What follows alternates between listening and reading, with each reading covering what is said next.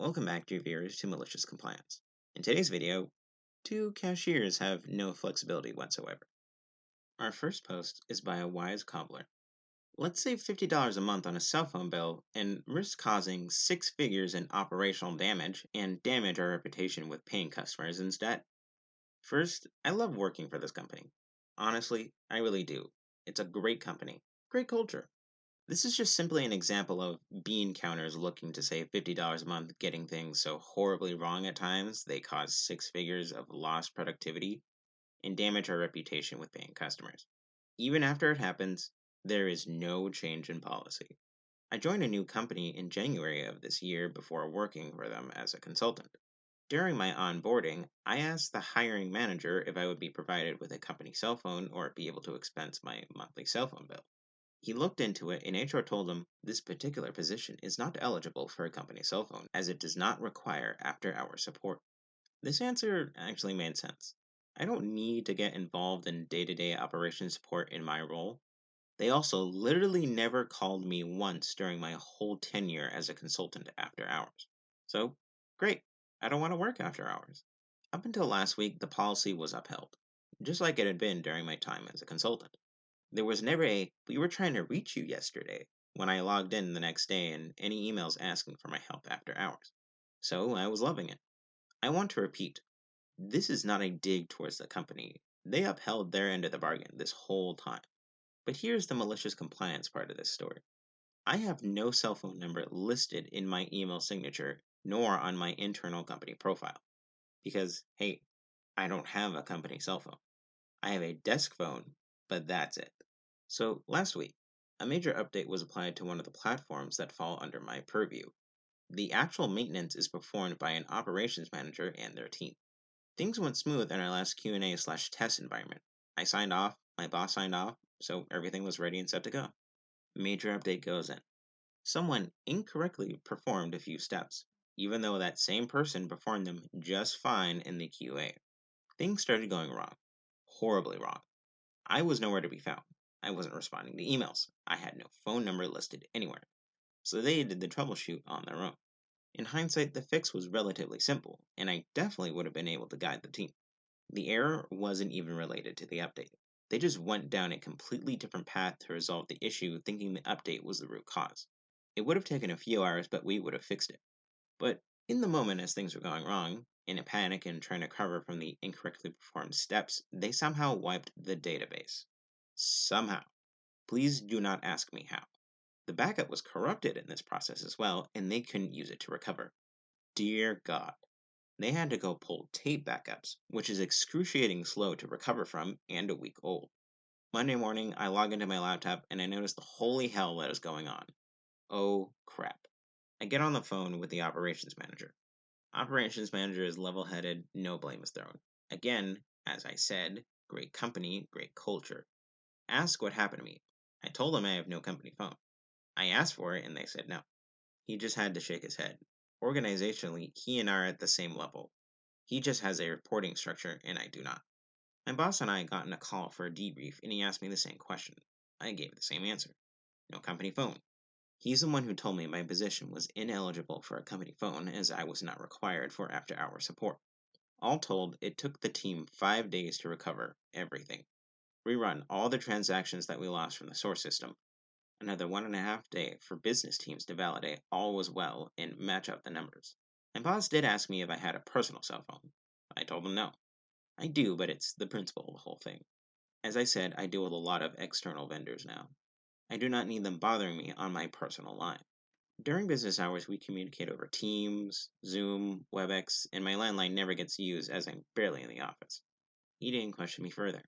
So all in all, about 7 days of lost system access, productivity, operational reporting, inability to efficiently serve customers, inability to efficiently deploy frontline employees, etc., etc., etc. One of the operation directors was still putting together the operational impact, but he figured it was easily six figures. All over $50 for a monthly cell phone bill for a bunch of corporate employees who they might need to call once in a blue moon. The funny part is the majority of IT is eligible for a cell phone because they are required for after-hour support. I estimate about 60 of us across all of IT aren't eligible due to our roles. bean counters. Gotta love them. That being said, I did give my personal number to the operations manager for future emergencies. At the end of the day, I don't want my team and friends to needlessly suffer if I can help. It's always companies trying to save money. If they just spent a little, they could save a lot. Oh, God. Our next post is by a Zambia guy. We only do deliveries over the phone. Well, okay. So I went to a famous Portuguese chicken chain restaurant slash takeaway.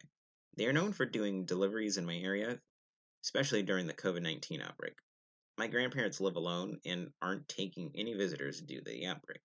Now, I was close to the restaurant, and I wanted to order a meal for my grandparents without me having to go to their house because that would involve me physically meeting them, whereas the restaurant delivery would adhere to strict COVID-19 prevention measures. At the restaurant, I placed my order and asked if it could be delivered to their house. The robot-like cashier said that it wouldn't be possible to deliver food to a house when the customer orders the food at the restaurant. I thought it was a misunderstanding and made it clear that it would pay the full delivery charge and that all that would change is the manner in which the food was ordered.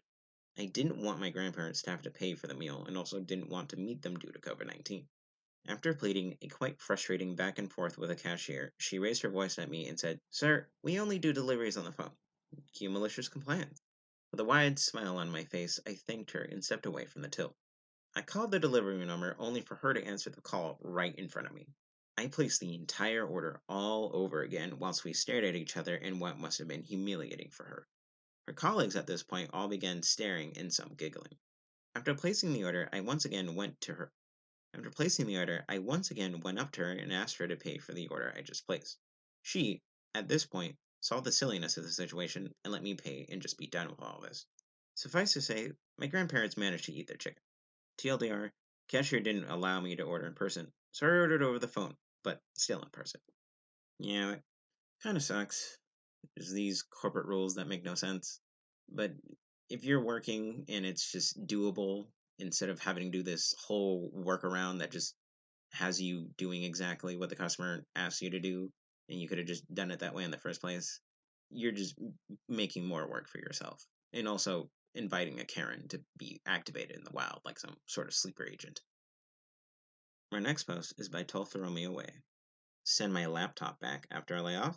Okay. I was recently laid off from my remote job. It was a last minute video chat with HR, and then my entire access was cut off as soon as the call ended. No time to say goodbye to anyone. No time to retrieve any of my personal files from my laptop. Shitty severance. But then the kicker was telling me that I need to ship the laptop back ASAP. I've had other companies send prepaid laptop boxes to return equipment or just say keep it. This company expected me to waste my time to package up the computer and then find a place to ship it back. Seems like a lot to ask someone you just got rid of like a piece of trash. They gave me their shipping account code and told me I can just charge it on their account. I eventually get around to going across town only to be told the code doesn't work and I have to pay out of pocket.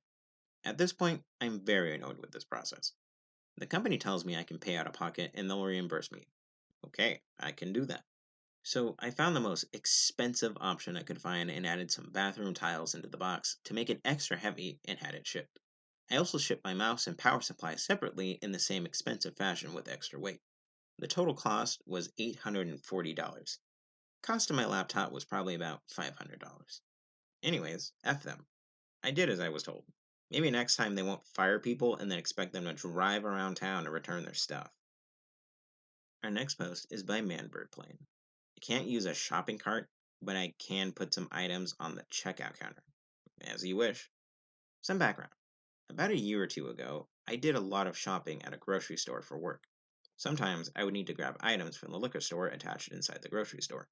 The liquor store operated as its own separate little store and its own checkout, but it was still owned by the grocery store, and you had to enter from inside the grocery store.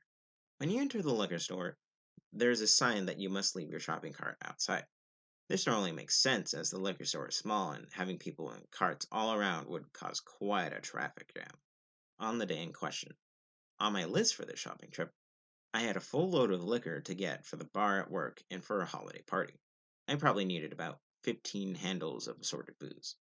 As I walk into the liquor store for this shopping trip, there was no one else around except for the cashier.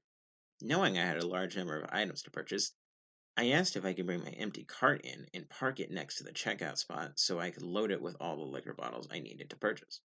I was met with a very nasty, "No! Don't you see the sign?" I tried to explain the situation and how I needed many more bottles than I could possibly carry, plus there was no handheld baskets around for me to try and manage. The cashier wasn't having any of it and told me if I really couldn't carry everything at once, I could also place some of the items on the checkout counter while I went to get more. This is where the malicious compliance comes in. I only needed about 15 bottles to cover the month's supply of booze, so I figured why not go ahead and get stocked up for the next month. I spent about 15 minutes running back and forth from the shelves to the counter, placing more and more items down, taking up the whole counter.